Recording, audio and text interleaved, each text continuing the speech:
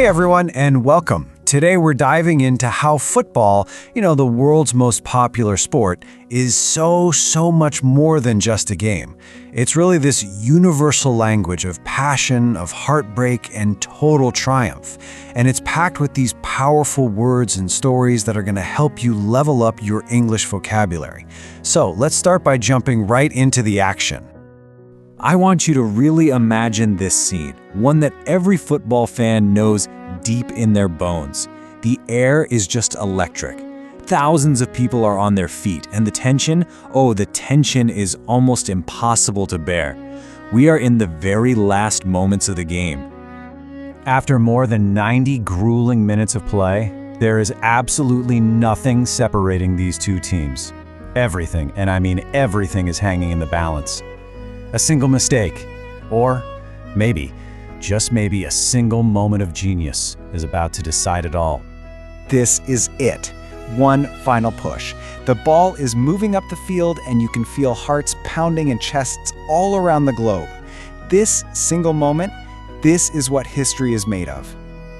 And there it is. The back of the net ripples, the entire stadium just erupts in this single, deafening roar of pure, absolute joy. That explosion of emotion right there, that's the magic of football. It's a feeling that connects millions of us, and it's in these moments that legends and unforgettable stories are born. So with that feeling in mind, let's look at one of the most powerful stories in all of sports. It's a story about one player in one single match who scored two of the most talked about goals in history. Believe me, this is way more than just a football story. It's a lesson in controversy, in genius, and the power of language itself. See, to really get what made this match so important, you have to know the backstory. Just 4 years before this game, Argentina and England were at war. So when their national teams met in the 1986 World Cup quarterfinal, it was never ever going to be just a game. For so many people, this was a symbolic fight for national pride, and it was all being played out on a football pitch. And right at the center of this incredible storm was one man, Diego Maradona. He was Argentina's captain and truly one of the most gifted players the world has ever seen. The pressure on his shoulders was immense, and what he did next, well, it would be remembered forever. What happened next is absolutely legendary, mostly because of the sheer contrast. First, you have the hand of God. Maradona jumps up for a header, but he actually punches the ball into the goal. The referee completely missed it. It was a moment of total shock, of controversy, what many people simply called cheating. But then, get this, just 4 minutes later, he creates the goal of the century.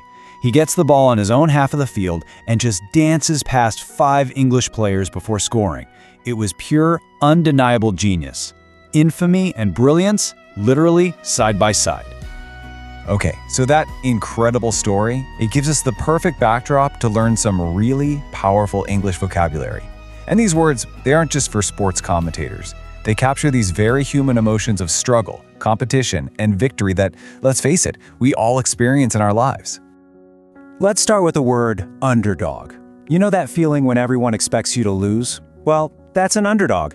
In that 1986 match, with all the political weight and facing a really strong English team, some people might have seen Argentina as the underdog, fighting against the odds. Next up, rivals. Rivals have a deep history of intense competition. After the war, Argentina and England weren't just opponents on a field. They were fierce rivals. Every single tackle, every pass was filled with this extra layer of meaning and intensity. Now, the feeling on one side of that match was defeat. For the English players and their fans, that loss was absolutely crushing, and it was made even more bitter by that controversial first goal. Defeat is a really tough but universal part of any competition, right? And on the other side, well, that's where we find glory. For Argentina, this victory was so much more than just a win. It was a moment of immense national pride, of celebration. Maradona didn't just lead his team to victory in that match, he led them to win the entire World Cup, achieving the ultimate glory. All right, so we've seen how these amazing football stories give us powerful words, but here's the really cool part.